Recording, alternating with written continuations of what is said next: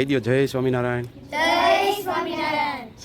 જય સ્વામિનારાયણ. મારું નામ કૃષિરાજ ચુડાસમા છે. હું ગોંડલમાં જ રહું છું.